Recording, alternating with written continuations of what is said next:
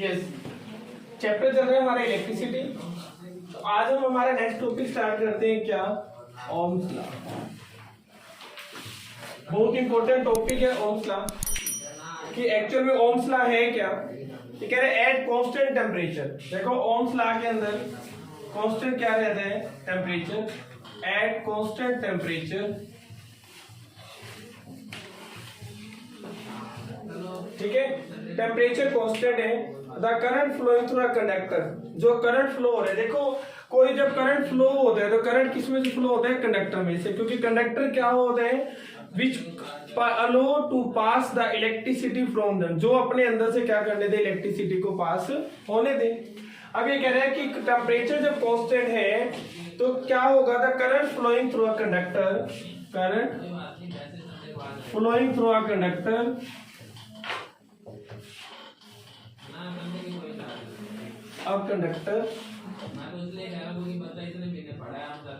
Flowing through a conductor is, वो directly, देखो सबसे, is directly proportional to, is directly proportional to,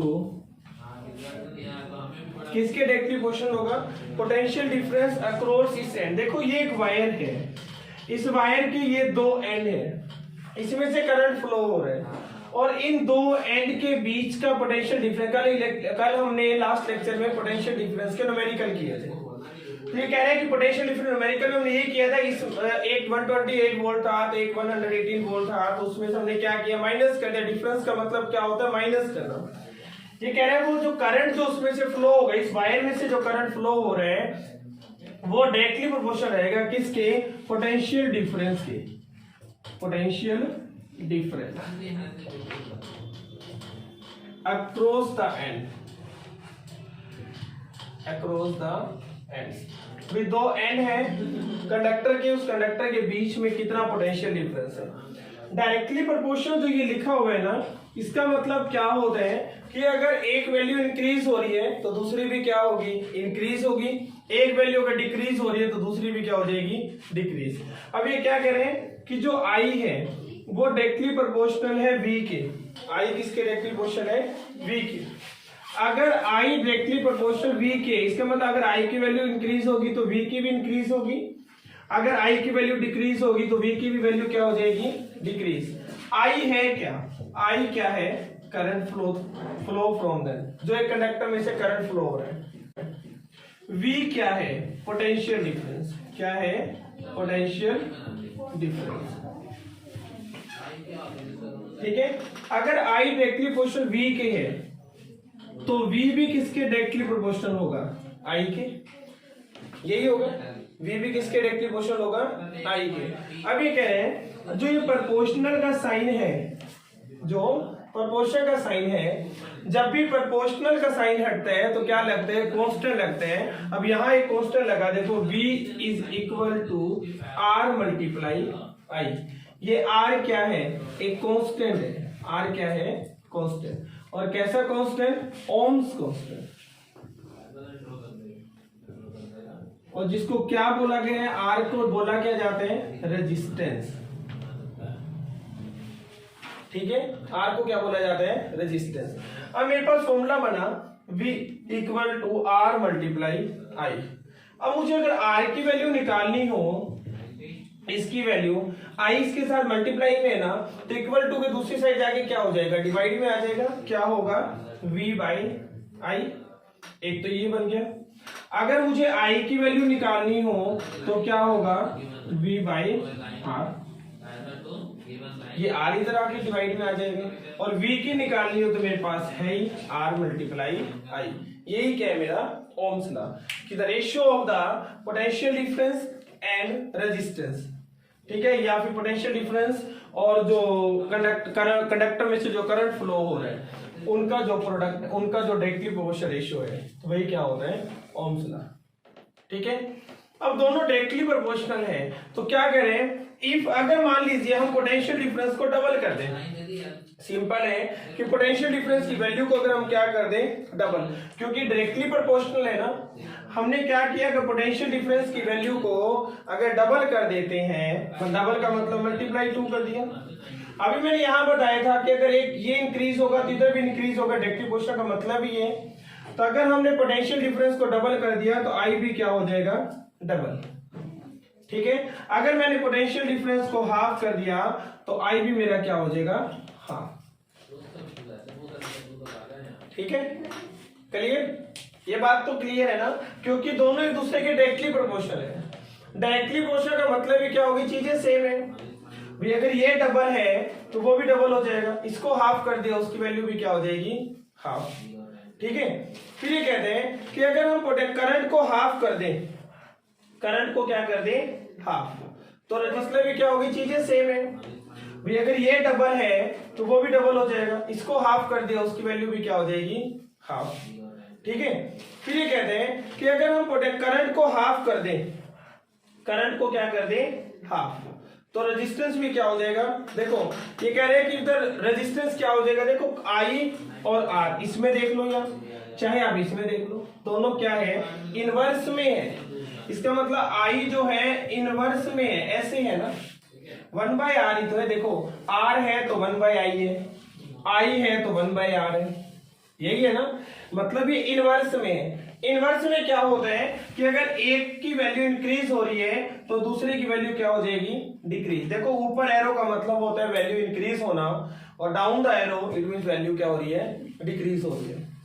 अगर i की वैल्यू डिक्रीज हो गई तो r की वैल्यू क्या हो जाएगी, इंक्रीज।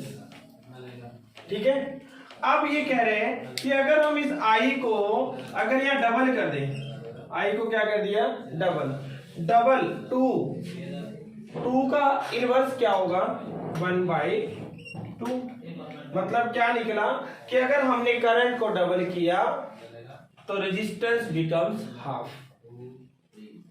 इसको कॉमन एक सेंस में आप इस तरीके से कर सकते हो पूरी साइंस के अंदर।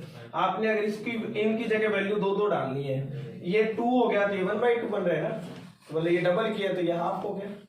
और अगर इसको हाफ करोगे तो हाफ का इनवर्स क्या होगा, 2 भी। मतलब करंट को हाफ किया, रेजिस्टेंस डबल, रेजिस्टेंस को डबल किया, करंट हाफ।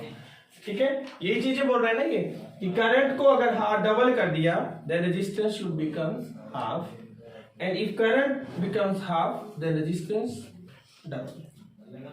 क्लियर है? ये था क्या, ओम्स लॉ। ठीक है, अब ओम्स लॉ का एक न्यूमेरिकल करते हैं।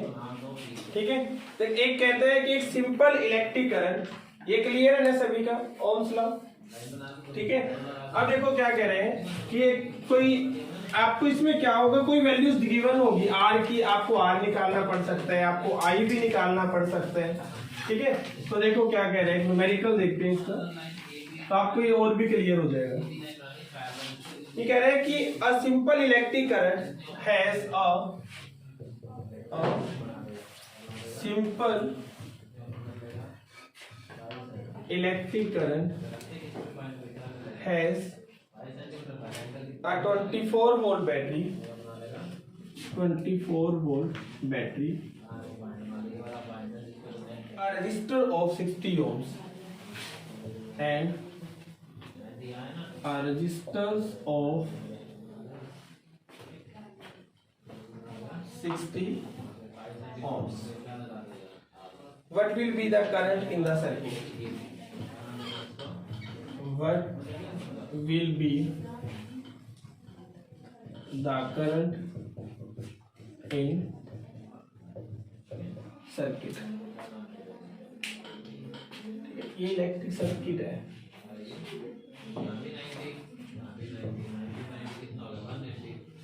यही है ना, आप देखो हमें पता है ये, हम एक वैल्यू हमें ये देखिए 24 वोल्ट, एक हमें देखिए 60 ohms, 2 वैल्यूज देखी है, तीसरी हमने निकालनी है ये, है ना। अब 24 वोल्ट है, वोल्ट हमें पता है किसका यूनिट है, पोटेंशियल डिफरेंस का किसका यूनिट है, पोटेंशियल डिफरेंस। तो हम यहाँ क्या लिखेंगे, हमारे पास गिवन है कि पोटेंशियल डिफरेंस, पोटेंशियल डिफरेंस जो कि V है, मेरे पास कितना है 24 वोल्ट।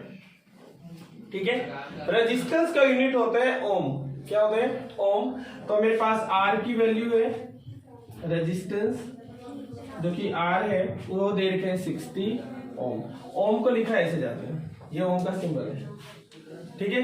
फिर मेरे पास क्या आएगा, मैंने कैलकुलेट करने हैं क्या, इलेक्ट्रिक करंट। क्या कैलकुलेट करना है, इलेक्ट्रिक करंट मतलब कि I, ठीक है। अब बताइए I के किसके इक्वल होता है, हमारे पास हमें पता है R इक्वल है V बाई I के, R इक्वल है V बाई I के, तो I किसके इक्वल होगा, I होगा V बाई R। मुझे I तो निकालना है, V मुझे गिवन है, V कितना है 24 वोल्ट, R कितना है 60, ठीक है। इसको कट कर कैंसिल कीजिए, 12 2 24, 12 5 60, इट मींस 2/5 I होता है करंट, करंट का यूनिट होता है एम्पियर। क्या होता है, एम्पियर, और जिसको मेजर किया जाता है एमीटर से। एमीटर को ऑलवेज कनेक्ट किया जाता है रेजिस्टेंस के साथ, किसमें, सीरीज में।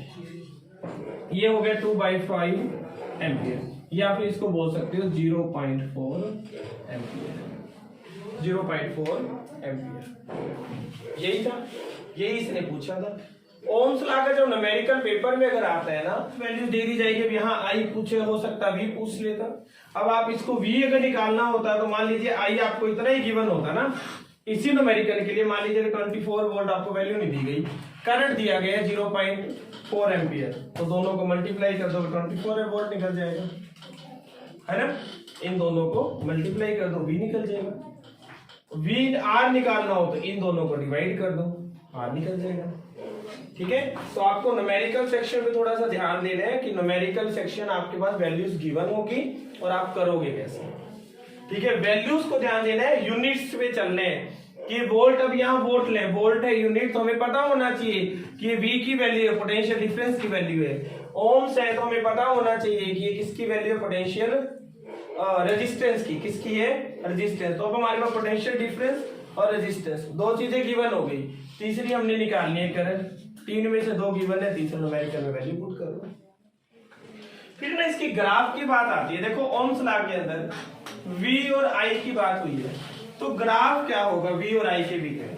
हमें पता है कि जब I किसके डायरेक्टली प्रोपोर्शनल है, V के, दोनों चीजें ओम्स लॉ के अंदर अभी की है ना हमें, कि जो electric current flow from a conductor is directly proportional to potential difference across the end of conductor।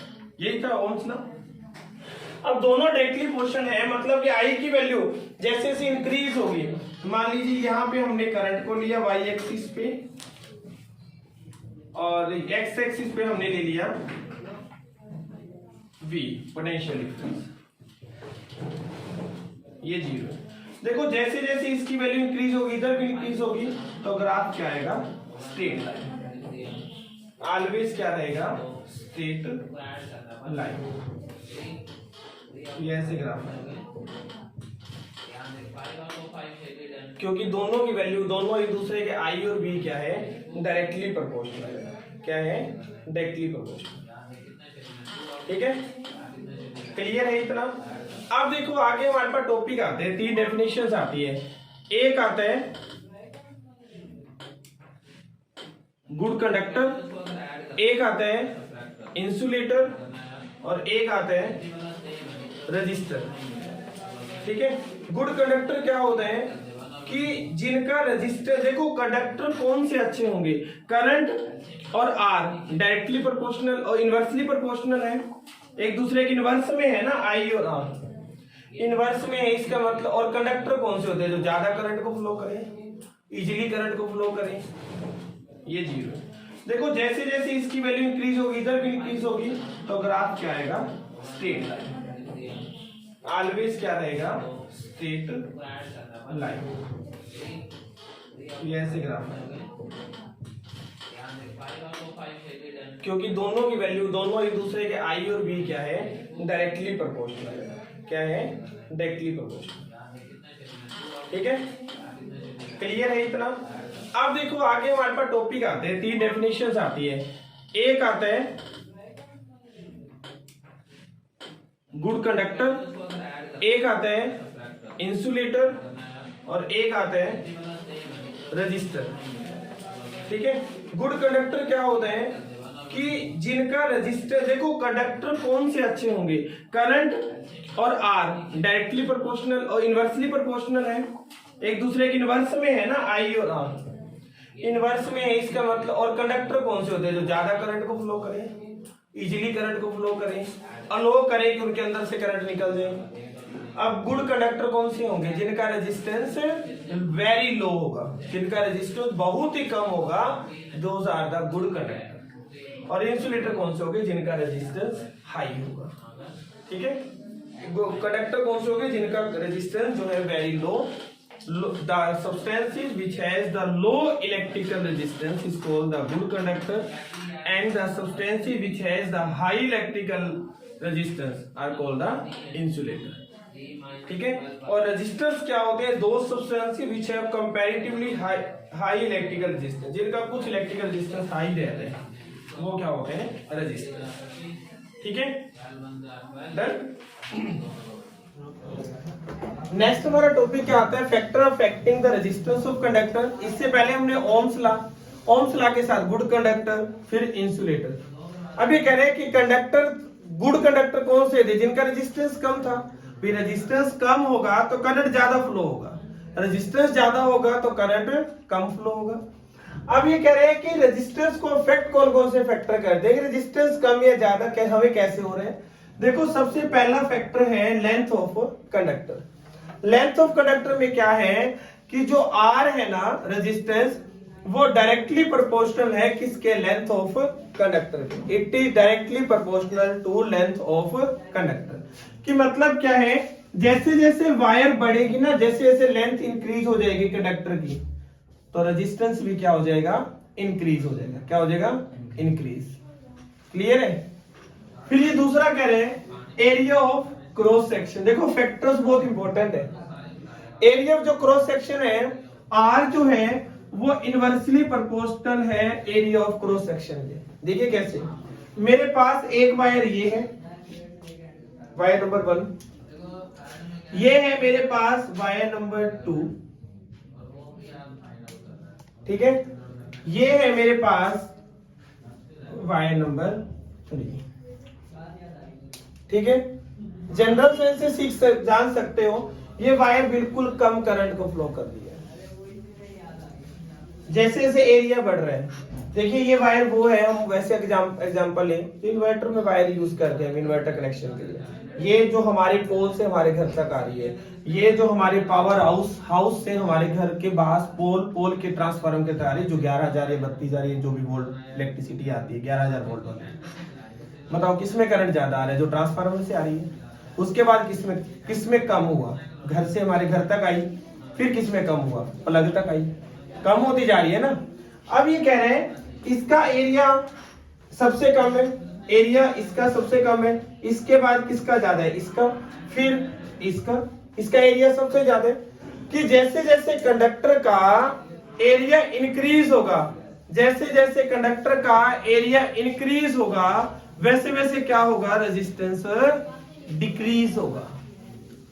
अब देखो, आर इनवर्सली प्रोपोर्शनल है ए के, याद कीजिए मैंने ये भी तो बताया ना, आर इनवर्सली प्रोपोर्शनल है आई के। It means I directly proportional है ए के। सीबीएसई का favourite question, I directly proportional है ए के, और बच्चा भाग के लिखते हैं इनवर्सली प्रोपोर्शनल। उसको याद आता है कि नरसी सर ने करवाया था कि इनवर्स में है, लेकिन नरसी सर ने करवाया है रेजिस्टेंस इनवर्स में है एरिया ऑफ क्रॉस सेक्शन के।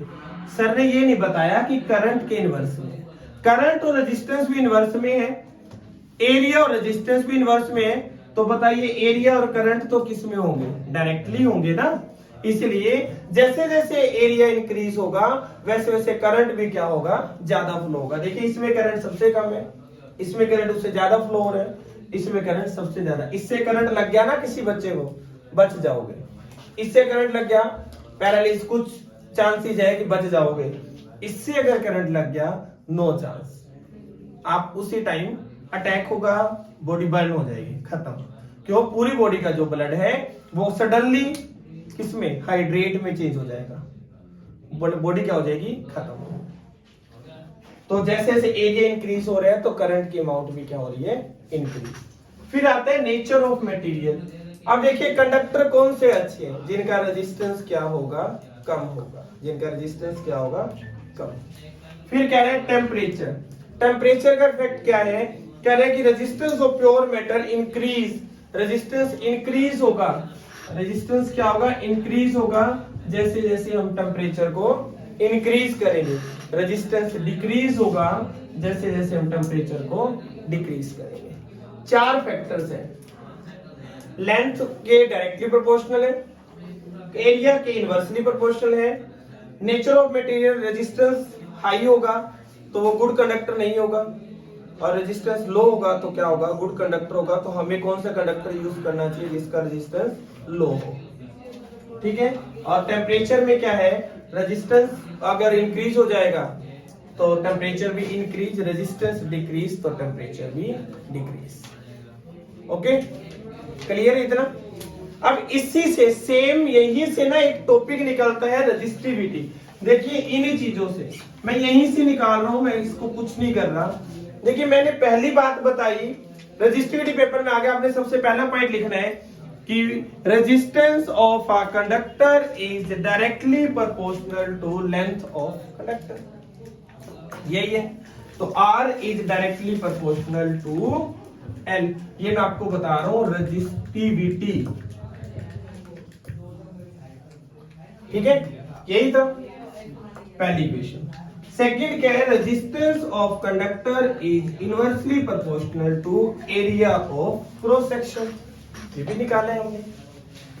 अब देखिए R इसके भी डायरेक्टली प्रोपोर्शनल है, R इसके इनवर्सली प्रोपोर्शनल, तो हम क्या लिख सकते हैं, R is proportional to L by A from one and two, from one and two, यही होगा, R प्रोपोर्शनल होगा L by A के, क्लियर है। अब जब ये प्रोपोर्शनल का साइन जब हटेगा ना, प्रोपोर्शनल का साइन जब चेंज होगा तो मेरे पास यहाँ कांस्टेंट लगेगा क्या, R is equal to rho L by A, that is rho and it is called resistivity. ये किसका सिंबल है, रेजिस्टिविटी का। अब मुझे तो रेजिस्टिविटी निकालना है ना, तो रेजिस्टिविटी ये A जो है इधर डिवाइड में, इधर आके किस में आ जाएगा, multiply R multiply A, L ऊपर है नीचे आ जाएगा, रेजिस्टिविटी ये निकल गया आपका R multiply A divide L, ठीक है। अब ये क्या कह रहे हैं, इसका यूनिट क्या होगा, देखिए यूनिट निकालना सिंपल है कि rho is equal to R multiply A by L। R का यूनिट क्या है, ओम, A का यूनिट क्या होता है, मीटर स्क्वायर, और लेंथ का यूनिट क्या होता है, पर मीटर, यही होगा। तो मीटर से मीटर कैंसिल हो जाएगा, तो यूनिट क्या बना, ओम मीटर, क्या बनेगा, ओम मीटर, ये है यूनिट ऑफ रेजिस्टिविटी। क्लियर है इतना है। अब रेजिस्टिविटी के अगर कोई न्यूमेरिकल आते हैं ना बेटा, उसमें भी सेम होगा।